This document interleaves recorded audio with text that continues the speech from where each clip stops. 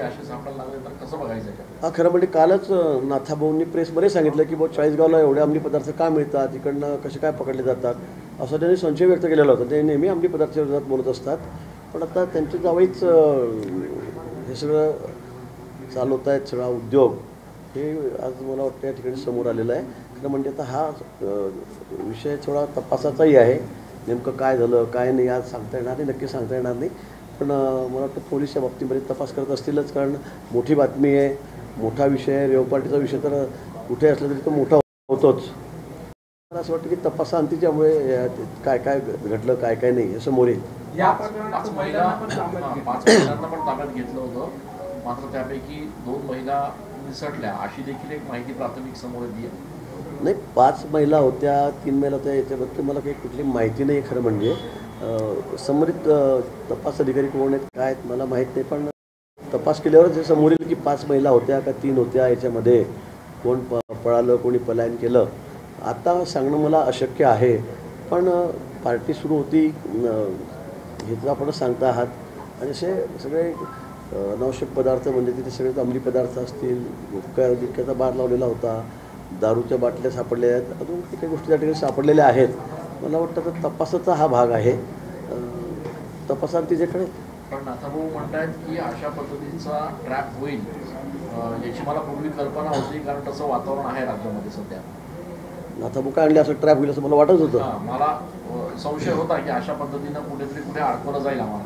अरे बापू, मग त्यांनी यांना अलर्ट करायचं होतं ना जावई बापूंना. त्यांनी त्यांना सांगायचं होतं की बाबा थोडंसं असं सांभाळा, असं होण्याची शक्यता आहे. मला वाटतं या गोष्टीला कुठे अर्थ नाही आहे. जे झालं आहे ते आपण मान्य केलं पाहिजे, आणि ठीक आहे तपासाचा भाग आहे हा. कोणी चूक केली असेल तर ती गळ्यात पडेल. मला असं वाटतं की नेहमी असंच बोलणं की काही झालं की यांनी केलं, काही झालं की त्यांनी केलं, काही झालं की हे षडयंत्र आहे. मला वाटतं प्रत्येक वेळेला असं षडयंत्र आपल्याशी कसं काय होतं आहे, असं नाही आहे. आणि म्हणून मला वाटतं की काय जे असेल ते समोर येईल. मग त्याच्यामध्ये काय काय त्या ठिकाणी काय काय जप्त केलं आहे काय नाही, मग कोणी आयोजन केलं आहे काय हे. आजकाल तर यंत्रणा सगळी इतकी सतर्क असते, म्हणजे इतकं अपडेट झालं की फोन नुसता घेतला तर त्यातून आपल्याला कळतं की कोण कोणाशी बोलत. 7-8 लोकांचे जर फोन जर तपासले तर कोणी कोणाला निरोप दिला, कोणी कोणाला बोलवलं, हे सगळं त्यात कळेल ना. आपण असं आधीच कोणावर तरी आक्षेप घ्यायचा की जसं की जावयांना कडेवर घेतलं आणि त्यांना कुठेतरी नेऊन ठेवलं तिथे, असं कसं काय कोणी म्हणू शकतं. त्यांच्या शब्दात कुभांड रचलं जात आहे, माझ्या कुभांड रचलं जात आहे त्यांच्या शब्दात. आता तुम्हीच बघा काय कुभांड आहे काय. तर मला तर काही माहिती आहे, कारण मी बोललो तर कोणाला तर त्यांना अजून असं वाटेल की बाबा एक मुद्दाम चाललं आहे की काय. पण आता जावायला कसं होतं की लहान मुलं नाही ना की त्याला उचलून घेऊन गेलं रात्री 3 वाजता 4 वाजता. मी बघतो की 3 वाजता रेट झाली, कोणी सांगतो 2:30 वाजता, वेगळे 4 वेगळे आहेत. असं कसं होईल. पण तरी पण मला काही त्या संदर्भामध्ये मला काही म्हणणं नाही आहे. पण या संदर्भामध्ये मला वाटतं चौकशी झाली पाहिजे, आणि जे काही दोषी असतील त्यांच्यावर कारवाई झाली पाहिजे. लाडकी बहीण योजना जी आहे त्या लाडक्या बहीण योजनेमध्ये काही 14,000 पुरुषांचा देखील चुकून समावेश झाल्याची माहिती समजली आहे. याबाबत आपल्याला काही माहिती आहे? नाही, मला या संदर्भामध्ये कुठलीही माहिती नाही. पुरुषांचा समावेश लाडक्या बहिणीमध्ये 14,000 पुरुषांनी 10 महिन्यापासून लाभ घेतला. 21 कोटी निश्चित असं जर असेल तर त्यांच्याकडून ती वसुली केली गेली पाहिजे, त्यांच्यावर कारवाई झाली पाहिजे. असं पुरुष कसं काय, ते कसं काय चुकून नाव आले का, प्रिंटिंग मिस्टेक झाली का काय झालं मला कळत नाही आहे. पण पुरुष कसे काय लाडक्या बहिणीचा लाभ घेऊ शकतील हा खरं मोठा संशोधनाचा विषय आहे. निश्चित त्या संदर्भामध्ये जर असं असेल तर तपासलं जाईल. लाडकी बहिणीमुळे योजनेमुळे कर्जमाफी अडचणी येत असल्याचं म्हणतात. नाही ठीक आहे, लाडक्या बहिणीमुळे थोडा तिजोरीवर भार पडलेला आहे, ही वस्तुस्थिती आहे. वस्तुस्थिती आहे म्हणजे एकदम इतका निधी तिकडे वळवावा लागतो आहे. ठीक आहे, ते होणे गरजेचं होतं, आवश्यक होतं. आमच्या अनेक लाडक्या बहिणी त्या बाबतीमध्ये खुश आहेत, त्यांनाही कुठेतरी आधार मिळालेला आहे, मदत मिळालेली आहे. त्यामुळे थोडा भार तिजोरीवर पडलेला आहे, हे खरं आहे. त्याचबरोबर नरेंद्र मोदी हे विष्णूचे 11वे अवतार आहेत असं भाजपच्या एक बड्या नेत्याने असं वक्तव्य केलं. विष्णूचे अवतार आहेत. मी काही असं ऐकलं नाही, कोण म्हणालं काय म्हणालं, म्हणजे काही ऐकण्यामध्ये नाही. नुसते बडे नेते म्हणाले म्हणजे असं आधांतरित होईल ते मला वाटतं. ठीक आहे. माणिकराव कोकाटे यांच्याबद्दलचं गेल्या अनेक दिवसांपासूनची वेगवेगळी चर्चा आहे. रमी खेळतानाचा व्हिडिओ समोर आला, सरकारने चौकशी लावली, मात्र त्यांच्या राजीनाम्याची मागणी विरोधकांकडनं कायम केली जाते. वरिष्ठ पातळीवर नेमकी काय चर्चा झाली? अजितदादांनी काहीतरी म्हटलं होतं काल, मी पंढरपूरला असतानाच बघितलं होतं की त्यांना मंगळवारी बोलवलेलं आहे, दादा त्यांच्याशी बोलणार आहे. बोलणं झाल्यानंतर काय त्यांचं काय कोणाचं काय म्हणणं आहे, काय खरं आहे काय खोटं ते तपासलं जाईल. मुख्यमंत्री महोदयांशी चर्चा करून या संदर्भामध्ये आमचे 2-3 नेते निर्णय करतील. आणि महाविकास आघाडीमधले म्हणजे स्थानिक नेते भाजपमध्ये येत आहेत, कोण कोण येत आहेत, काय नेमकं माहिती? थोड्या वेळातच कार्यक्रम आहे, आपण बघा कोण येत आहे काय येत आहे. पण अनेक लोक नाशिक शहरामध्ये अनेक जण दिग्गज नेते हे आता भाजपमध्ये येण्यासाठी उत्सुक आहेत. शहरामधलेही आहेत, जिल्ह्यातले आहेत आणि एकंदरीत उत्तर महाराष्ट्रातले आहेत. बहुतांशी सगळे आजी माजी सगळे आमदार जे आहेत ते सुद्धा या ठिकाणी भाजपमध्ये यायला, मुख्य प्रवाहात यायला तयार आहेत. आणि थोड्याच कालावधीमध्ये आपल्याला आपल्या समोर सगळी नावं येतील. अजित पवार गटामध्ये 2 गट पडल्याचं रोहित पवार यांनी खळबळजनक दावा केला. हे त्यांचे सगळे आरोप खळबळजनकच राहतात. आमचे राऊत साहेब असतील, रोहित पवार असतील, आता इकडे संजय राऊत साहेब आहेत, तिकडे रोहित पवार तयार झालेले आहेत आता खळबळजनक. आपण नाशिकमध्ये आलात, नाशिकमध्ये अनेक रस्त्यांमध्ये फिरलात, अनेक पक्षांकडून मोठं आंदोलन होतं रस्त्याबाबत नाशिक शहराच्या. काही अपघात देखील झालेले, सोशल मीडिया वारंवार लोक तक्रार करतात. एवढा फंड ठेकेदाराला देऊन देखील शहराचे रस्ते निघतात. आपण याच्यात महत्वाची भूमिका घेणार काय याबाबत? प्रश्न म्हणजे मी पालकमंत्री नाही, मला असं तुम्ही पालकमंत्री नाही घेतला, तुम्ही ते सांगत नाही तुम्ही कुठे पालकमंत्री व्हा म्हणून. जिव्हाळ्याचा प्रश्न आहे, लोकांच्या जिव्हाळ्याचा प्रश्न नाही. आपण नाही तुम्ही मला हा प्रश्न विचारताय त्यामुळे म्हटलं मी पालकमंत्री नाही म्हणून मला असं निश्चित. या संदर्भामध्ये गेल्या वेळी सुद्धा बैठकीमध्ये मी म्हटलं की नाशिक शहरातले सगळे रस्ते आपल्याला आता व्यवस्थित करावे लागतील. आणि खरं आहे आपण ते म्हणतात ती वस्तुस्थिती आहे. अनेक ठिकाणी खड्डे आहेत, गाडीचं म्हणजे खूप आहे, वाईट परिस्थिती आहे. काही ठिकाणी आहे, सर्वत्र नाही आहे, पण काही ठिकाणी आहेत, काही रस्ते आहेत. लवकरच आपण तात्काळ त्या संदर्भामध्ये त्याची दुरुस्ती हाती घेऊ. आता कुंभमेळा समोर आहे, त्याचाही निधी समोर आहे. त्या दृष्टीने आपण सध्या अनेक रस्ते आपण आता नूतनीकरण, कॉन्क्रिटीकरण त्या ठिकाणी घेतलेले आहेत. मला वाटतं लवकरच हे सगळे रस्ते दुरुस्त होतील.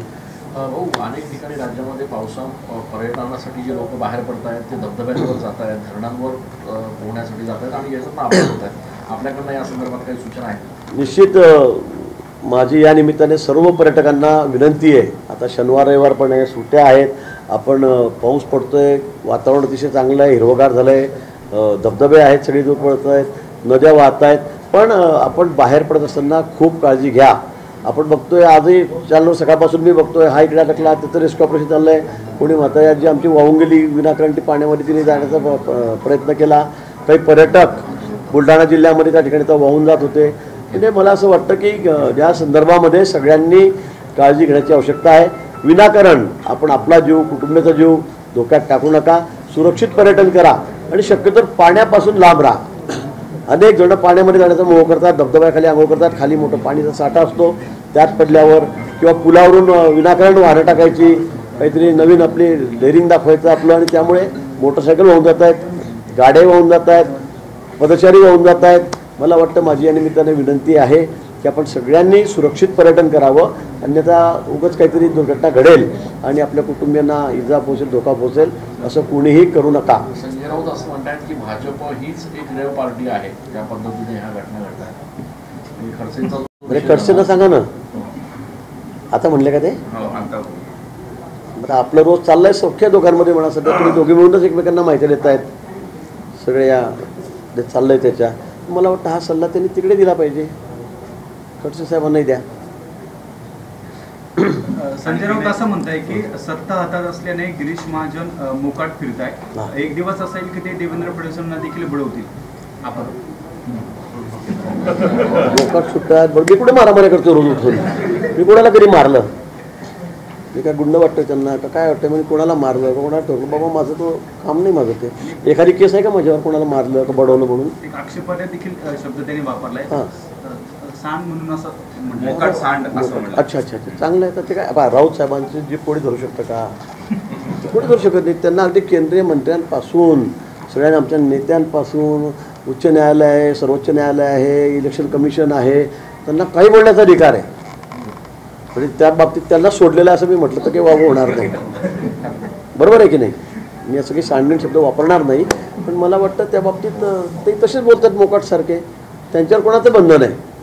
आणि म्हणून मला असं वाटतं की ते म्हणतात जे देवदेवडतील म्हणजे मी काय मी रोज मारामारी करतोय, कधी ऐकलं का आपण? म्हणजे हा विषय आला कुठून आज म्हणाले हो आता बोलले काय माझ्याबद्दल काय त्यांचा एवढा तुमच्यावर विशेष प्रेम दिसतंय विशेष प्रेम आहे सध्या. ते खडसे साहेबांनी माहिती दिली असेल त्यांना अजून काही. ते असंही म्हणताय की पुढे अशी वेळ येईल की ते फडणवीसांना देखील बुडवतील. आता तुम्हीच विचार करत आहे विधानाचा, काय मी काय बोलू या संदर्भामध्ये. पण त्यांना म्हणा मी कोणाला बडवलं, कोणाला मारलं, कोणाची दादागिरी केली, एखादी केस आहे, कंप्लेंट आहे का म्हणा कोणाची आतापर्यंत. मला आता 40 वर्ष झाले, मी 5 वर्ष नगराध्यक्ष होतो सरपंच गावाचा माझ्या, आणि 35 वर्ष झाले मी आमदार आहे. माझ्यावर एखादा गुन्हा आहे का, एखादी केस आहे का, कोणाला दादागिरी केली, कोणाला धमकावलं, कोणाला खंडणी घेतली, काही आहे एखादं असं गुन्हा? ते सांगा मला. ज्यामुळे तुम्ही असं स्टेटमेंट करता, तर तुम्ही सगळे बघतात मला इतके वर्ष झाले. आणि म्हणून माझा या गोष्टींपर्यंत दुरांमध्ये संबंध नाही आहे. ते कुठल्या अर्थाने बोललेत मला त्यांनाच विचारावं लागेल की बाबा काय झालं असं. हनी ट्रॅपचा विषय राज्यामध्ये दबक्या आवाजात सुरू होता, तो आता उघडपणे बोलला जातोय. जळगावचं प्रकरण होतं, तुमच्यावर देखील त्यांनी गंभीर आरोप केलेले होते. नाशिकमधले प्रकरण होतं, पोलीस तपास. मला वाटतं आता हा विषय माझ्या तर मी बंद केलेला आहे. सर्वात एका माणसाला पकडलं, तो गावचा होता माझ्या जामनेरचा, आणि म्हणून माझा फोटो खडसेने दाखवला. मी त्याच्यावर 10 फोटो त्यांना दाखवले, सगळ्या राज्यातल्या सगळ्या टॉपच्या नेत्याचे दाखवले, त्याच्यावर बसलेले चर्चा करतानाचे. याचा अर्थ असा होतो का की त्यांच्यावर फोटो म्हणून ते हनी ट्रॅपमध्ये आहेत का, कुठल्या त्याच्या भानगडीमध्ये तर बलात्काराच्या भानगडीमध्ये आहेत. आणि म्हणून मला असं वाटतं की आता त्यांना उठता बसता ते मीच दिसतो आहे. त्यामुळे आता काही त्याला इलाज नाही आहे. आता अनेक त्या विषयावर चर्चा झाल्या, आमचे आमदारही बोललेत, आमचे मंत्री तिथले सावकारी बोललेत, सगळे आमचे आमदारही त्यांना त्यांच्या भाषेमध्ये सांगितलं. पण आता काय मला या विषयावर खरं आता बोलायचंच नाही आहे. त्यांना सगळं लखलाभ आहे, त्यांनी आता सध्या घराकडे लक्ष द्यावं.